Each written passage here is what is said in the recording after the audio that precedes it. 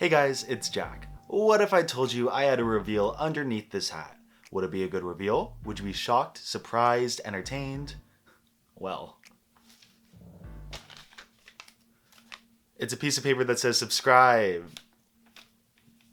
You should do that. That was not a good reveal, but I think I might know what is. I said in my recent Q&A video that my favorite lip sync of all time is Sasha Velour's So Emotional. I am a huge theater person, so seeing someone's performance art be that well received in front of that large of an audience is just such an amazing thing to see, and it honestly brings a tear to my eye. The more I start to think about that reveal, I just start to think about other reveals and maybe what makes them not work as well as what Sasha did. Not every reveal on Drag Race has the luxury of being in front of hundreds of people out in an audience, but some of the best reveals are just on the main stage for the judges and the queens to see, while others, some of the worst, are in front of that audience. I'm just getting butterflies in my stomach talking about it right now. The first Drag Race video I ever posted on my channel was every Drag Race reveal from the main series of the show. It's a video that I hold very close in my heart, but I had to take it down for monetization. YouTube, please give me a partnership. I honestly thank it so much because it kind of helped me start my career on YouTube, and it's honestly just one of my favorite videos that I've done, even though it is not up on YouTube anymore, but is now on my Patreon. With that video, I went through every single lip sync on the main series of Drag Race and All Stars, and eventually I'm going to update it and kind of do the international seasons too, but for right now, I feel like I know what makes a good reveal. I believe there are 5 rules to making a good reveal on Drag Race that could even apply to other outlets like theater. I'm going to tackle them from least important to most important with a lot of examples along the way, just to kind of give you an idea of where I'm at and how it makes sense in my head. But first, a word from our sponsor. People often ask me, Jack, how do you get all these clips for Drag Race when you live in the US? Well, I simply book a plane ticket to another country with access to all of the seasons, camp out on the side of the road, and hope that the spotty motel Wi-Fi that I'm stealing gets me the clips that I need before the coyotes get me. But now I'm feeling stupid because there's an easier way. Today's video is sponsored by SurfShark VPN. SurfShark is an award-winning service that helps you explore the internet like nothing you've seen before. The service helps you switch your locations in just a couple clicks, changing your IP address to make it look like you're in a different country. Streaming services like Netflix will then read this and give you access to the library of the country that you chose. Lo and behold, Drag Race is on Netflix in the Netherlands. I also did a lot of traveling over the holidays, and something that's always in the back of my mind while using airport Wi-Fi is hackers and cyber criminals. Surfshark encrypts your information, keeping your personal data protected, especially when you're using public Wi-Fis like in an airport. It also comes with amazing tools like the Clean Web feature that's able to block ads, trackers, malware, and phishing attempts. And one of the best parts is that with just one account, you can use it on unlimited devices. I am honestly so impressed with Surfshark. It goes above and beyond what I thought I was getting out of a VPN service, and I cannot recommend it enough. If you're interested, you can get Surfshark VPN at the first link in my description, enter promo code JackFed, and then get 83% off and 3 months for free. And just know, if you're on the fence about Surfshark, they have a 30-day money-back guarantee, so you can kind of go in, and if you don't like it, you can come out, but I'm pretty sure you're gonna enjoy it. And now back to the reveals. It's the next day, I shaved, continuity doesn't matter. Rule number 1, the reveal can't be too obvious. 3 lip syncs come to mind when I'm talking about obvious reveals. The first 2 are outfits that really shouldn't have been hidden in the first place, that being Aquaria's Jiffy Pop reveal and Trinity the Tuck's Kate reveal on All Stars 4. Reveals like these make no sense. I understand hiding maybe an iconic outfit like Lil Pound Cake, but when you just hide an outfit that you would wear any other day, it doesn't really make sense. We've seen Trinity in an outfit like this before, so when she opens up her cape to a nice but very expected outfit, no one's really gonna remember it as a reveal. We're instead gonna remember the famous Trinity butt shake. This is the same for Aquaria too. It's a nice outfit, but why did you have this giant little sun reflector wrapped around you? There's no reason for that. The third reveal is something that kind of tries to play into the trope. I'm talking about Brooklyn Heights' reveal in season 11 in the finale. Her bodysuit was stamped with all these phrases saying like, get ready for the reveal, and though it was funny, it just wasn't that memorable. I'm really glad Brooklyn was able to put a little spin on the reveal and how bad it's gotten, especially with the lip sync for the crown, but just because you make an obvious reveal obvious doesn't mean it's a good reveal after that. So there are 2 possible issues with having a very obvious reveal. The first is that they still try to play into it and try to play it up as if it's the moment when it's really not the moment. Kahana's reveal on season 11 or June's reveal on season 14 were very obvious just because of the poor presentation that they had. I know, just unfortunate circumstances. is, but they still tried to play it up as if we didn't really see it coming, and it just kind of worked against them. The second issue, which is more pertaining to Aquaria and Trinity, is that an obvious reveal builds up a lot of hype because we're always expecting it. I don't think Brooks was a complete miss because she kind of played into it and we knew it was coming, but she presented it really well. But again, Trinity and Aquaria's they threw it off right at the beginning. There was no reason to have it and it was just obvious. So when they revealed to outfits that we would kind of expect them to wear, we were just like, oh, okay. When you know a reveal is coming, your imagination can run wild and you're almost always going to be disappointed with the outcome. This is a nice segue into Rule 2. Rule 2, a bad or disappointing reveal can take away from a lip sync. Reveals on Drag Race now have a hype around them that's practically unmatched by any other thing on the show. A rule I've learned in theater is that if you're going to use a prop like a chair, you have to consistently use it throughout a performance, and it's kind of the same thing for a reveal. If you start by sitting in a chair and then getting up and moving across the stage and never coming back to the chair now becomes a point of like focus for the audience, and it's distracting to them because they're like, why did they have that chair there? And it's like, for that, if the reveal is bad, they're like, why did you have that reveal? Starting off a song with a reveal does you no favors. I'm gonna be thinking about that reveal for the first portion of the song, and a lot of the audience is too, especially if you're in a big crowd like the finale, and that kind of takes away from your performance more than adding to it, and it's even worse if the reveal is really bad. Something like in the season 11 finale when Silky immediately throws off her wig, it's like, oh, there's a reveal, but it's like we were expecting it because again, it's obvious the rules are going to start to stack on each other, and she just kind of revealed to another wig that was like the wig that she had on before but just a little smaller. So when we have these queens who do very obvious reveals that aren't that great or they're bad even, it just makes me think, why have the reveal at all? We are so far into the show that having a bad reveal is a lot more detrimental to your lip sync than just not having a reveal at all. And I think the girls are thinking now that if you don't have a reveal on the show, you can't win, which that's a whole other video topic. But for right now, you just have to know that if you're revealing just for the sake of having a reveal, that's not a good reveal. I'm sorry I'm saying reveal so much in this video. This is one of the biggest problems of the lip sync for the crown format, because Peppermint and Sasha gave us two of the best moments on TV ever, and then kind of just set us down this awful path of people thinking that they need to recreate what Sasha and Peppermint did to win, but that's simply not true. Don't get me wrong, reveals are crowd pleasers, but there was an amazing lip sync with Sasha and Peppermint right after their two amazing reveals that also had reveals, but they were a lot more minimal, and it was just a great performance of the two. You don't need a reveal to win a lip sync if your performance is good, but I'm getting ahead of myself. Now, you may be thinking, Jack, was there ever a reveal that kind of hindered a queen to the point where they lost a lip sync because the reveal was just that bad? Yeah, so on All Stars 3, Shangela wore this like fat suit and it was not really oh wait, no, I'm thinking of All Stars 4 with Trinity the Tuck and the old person suit. I don't know if it was an old man or a woman. I'm pretty sure it was a woman, but all I know, it was traumatic. Trinity's reveal on All Stars 4 haunts my nightmares. I have no idea what she was going for, but I think it was for the sake of comedy, but the way she revealed it and how early she did kind of just hindered her performance. Trinity was playing into this old man character that could have been funny for 3 seconds, but not 3 minutes. And now we can start to see the rules starting to build on each other. Trinity's reveal was pretty obvious, so it started to build up this hype of, oh, what is she hiding under that robe? And then she gave us trauma. She built up this hype of a very obvious reveal, which is already bad for Rule 1, and then the reveal was really bad, so then Rule 2 comes into play, and it just makes the performance really awful. And again, this is a really nice segue into Rule 3, because Trinity had a reveal that she thought was going to play out well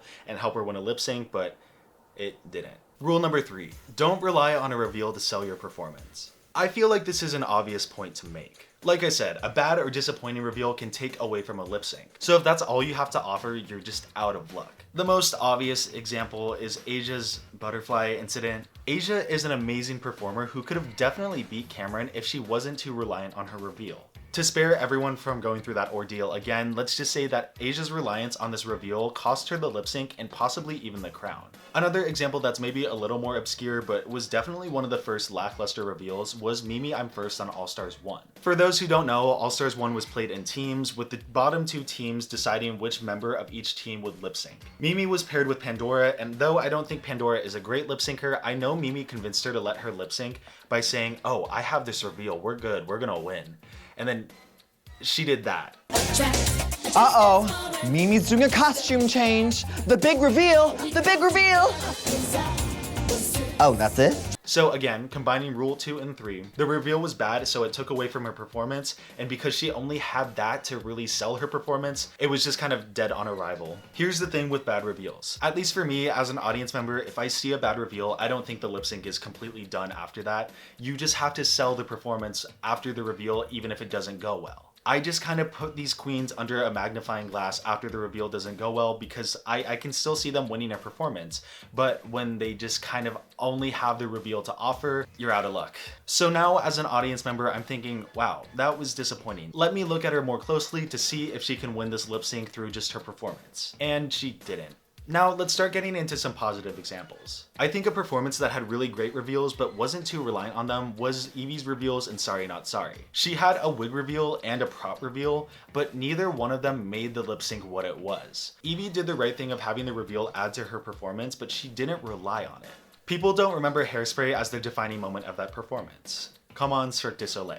Bottom line is reveals should never be the be-all end-all of a performance. Roxy Andrews had one of the most iconic reveals on the show, but if you keep watching the lip sync after that, she revealed really early on, which should be an issue, but she sold the performance afterwards. The double wig played into the theme of the song and was a really cool moment, but her energy justified her staying. It was an iconic reveal that changed the course of Drag Race completely, but it would have been undercut if she went home. But because her performance was great beyond just the reveal, she was able to stay, and the reveal goes down in history as one of the best of the entire show. So let's again look at the rules. The reveal wasn't obvious and it caught us by surprise. It was a good reveal that added to the context of the song and the performance. And she wasn't too reliant on just the reveal because she glued the other wig down and turned it even with that.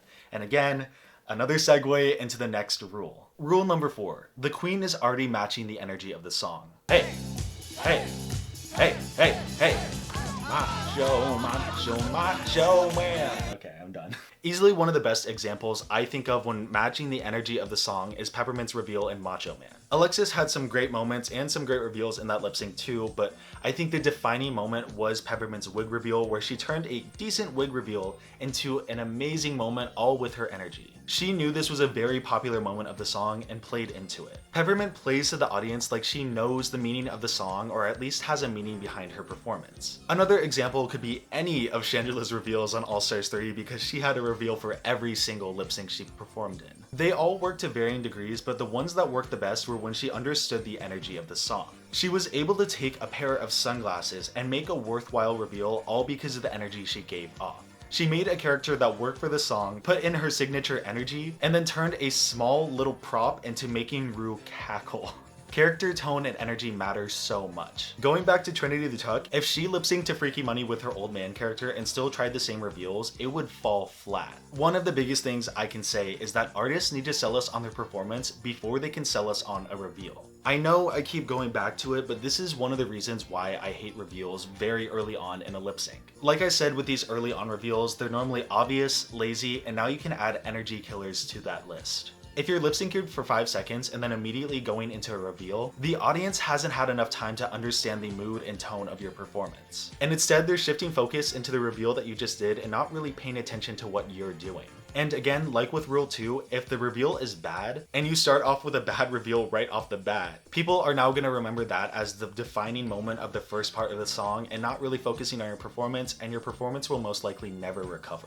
But here's the thing, great performers will have great reveals because their performance is already great. I know, a lot of greats. Again, we see the rules building on each other. Some performers will have a climactic reveal, which on the surface may contradict rule 3. However, a climactic reveal builds to a peak because the performer already gave it the energy to get there. A great performer doesn't rely on a reveal to sell a lip sync because they already brought the audience in for the majority of the song.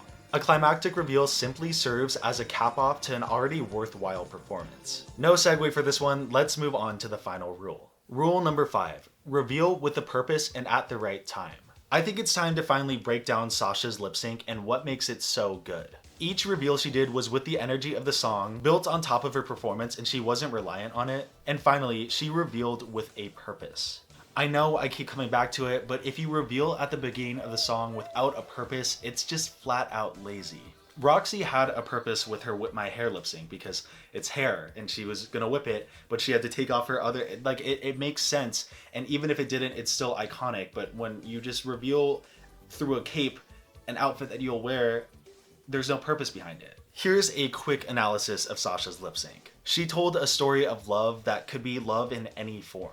Rose petals are an obvious motif to love, and she started out the performance picking a rose petal saying, he loves me not. The love starts to spread through her body, coming out in short bursts through her hands when she reveals with her gloves. And now going into the timing thing, when she reveals with the gloves, they're at very poppy moments of the song, like the oh my god, that was, cut that. And her final expression of love shows that it has filled her body, her mind, her soul, and she shakes it out, showing and expressing this love, and it's all a tribute to her mom, and I just get chills when I think about it. Every single reveal had a correct tone, energy, and timing, and it just completely adds to her performance, and even without that, her performance was so great. This is just a quick rundown, but you can see where she's trying to tell the story and how much purpose matters when you're trying to reveal in a lip sync. And going back to timing, it should be studied for someone who's trying to do a very big reveal. Silky and Eureka had reveal after reveal after reveal, and it got really overwhelming. Both of them looked amazing, and some of the reveals on paper could have been cool, but when they kept peeling back all these layers, it just looked like they were getting hot and they were just taking them off because they needed to not get a heat stroke. The one reveal from these two that I thought was really great was Eureka's reveal when they unzipped their bodysuit into another bodysuit, and it just, that moment was a moment because they timed it well and timed it to the mood of the song at that point, and they understood that part. But before that, they just kept throwing stuff off, and that's where it wasn't that great. A reveal's impact is hurt when the timing or purpose isn't great, but it is helped exponentially when the timing and purpose is on point. If Sasha randomly took off her wig before one of the gloves, people would be like, that's weird. So if someone like Silky kind of moved her random reveals to a little more purposeful spots, I think that she could have won the lip sync, because honestly, I think it was pretty close between her and Brooke. But what's great though is we saw Silky learn from it on All Stars 6. I'm pretty sure every single one of her lip syncs had some sort of gag or reveal, and almost all of them worked extremely well. The biggest thing I think she learned from her past season where her reveals weren't timed well was timing. And even when she revealed kind of early with the Barbie girl lip sync, she still built on top of it and had a lot of purpose with it. She learned timing and knew what reveals would be good for what parts to get the purpose, and it just, won her 5 lip syncs, I think. And also, I think I'll be crucified if I don't talk about Carmen's lip sync on Espana. She is beautiful, first of all. And again, she revealed at a very emotional part of the song, and it was so unexpected.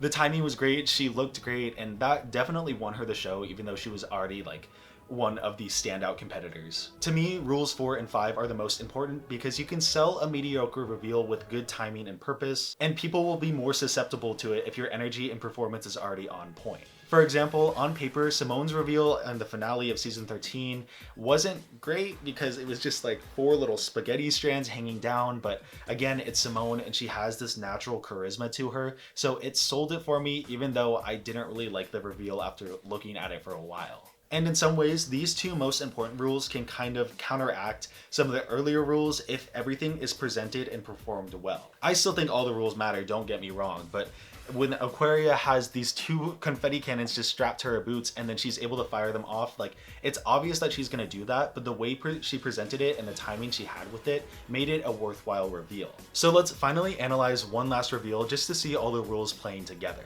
Let's do Peppermint's stronger reveal. First, the reveal isn't obvious at all. I guess you can kind of make an argument with her holding the back of her thing, but that could be anything at that point, and we didn't expect the wig either. Second, the reveal obviously wasn't bad and it added to her performance and it was a very memorable moment. Third, her performance before and after the reveal was so great. I mean, Peppermint's one of the best lip syncers on the show and she could sell basically any reveal, but she wasn't reliant on the reveal to make her performance good. Fourth, again, her energy just kind of sold it, her little clap right after. I don't think the reveal would have been as great if she didn't add that little clap because that was just so good. And her spinning into it and the way she gave that energy sold that reveal and the performance. And 5, of course, she timed it and had a purpose to her reveal. I don't even need to explain this one. Revealing at that point in the song was so good. And then we see earlier with Trinity, she had a reveal of a little tearaway thing. And maybe if she did that during the same point that Peppermint did hers, she could have had a better fighting chance, but Peppermint's was just so great and she timed it better than Trinity. So we see all the rules playing together just to create this absolutely stunning performance. And Yeah, that's it. That's what makes a great reveal. There is no way to correctly do a reveal. This is just my 2 cents and what I think has worked in the past and what will probably work in the future. An edit can be a huge way to alter a reveal. Just look at like BB's on All Stars 3 where she pulled her wig off in a very emotional moment, but we see this clip of Rue like not enjoying it, and now people don't think it's that great of a reveal, even though I kind of liked it. These rules are just my criteria of what I think works, and maybe someone can use it in the future. Probably I'll use it in the future to make sure I'm doing good in my performances. I truly believe that reveals are some of the greatest pieces of performance art any person can do on literally anything, and especially Drag Race. Even though I'm critical of some types of reveals, I still appreciate the queens trying, and they're just trying to give us great TV, and I really enjoy that. Unless you're Trinity in that bodysuit. Please stop. Thank you guys so much for watching this video. All I gotta say is big things are coming, and I'm so excited that you guys have stuck with me, and it's gonna be a really great year, so I'll see you guys soon. One of my tier 3 patrons wants to weigh in on what they think is a good reveal. Alvaro says, I like reveals that are unexpected. I don't want to know if a reveal's coming, even if underneath there's the most amazing thing ever. Also, at this point, I think pre-reveal and post-reveal items, I don't really know what to call them, have to be good. Maybe in earlier seasons it was okay, but at this point, I'm not sure the reveals are effective just being reveals. I like Brooke's show reveal because it's a great twist on what we expect from finales nowadays. I'm not that creative, so I'm not sure how it would work, but I'd love to see new reveals. Like a makeup reveal or something like that. Regarding my favorite reveals, obviously Sasha Velour. It was very theatrical and had perfect timing. Not to mention that it broke finales. I also really liked Silky's reveal, the one where she rips the wig in half. Considering that most of her reveals pre-redemption were not that good, I was pleasantly surprised by it and found it really entertaining. I love the idea of Monet's Pussycat reveal, but the editing was not really great on that one. I really agree with that too. I also love Jeremy's Prince to Princess runway, even though I expected that since it was the prompt. Finally, I think my favorite reveal is Evie's finale look with her illusionist faceless mage face a full mirror. Oh my god, that's a tongue twister. Thank you so much to Alvaro for weighing in, and thank you to my other tier 3 patrons, JD, Ketzel, and Nancy. Thank you so much to my tier 2 patrons, Andrew, Darius, Emiliano, Jared, Jordan, and Mark. And finally, thank you so much to my tier 1 patrons. And one last thank you again to SurfShark VPN. If you guys are interested, first link in the description will get you that deal.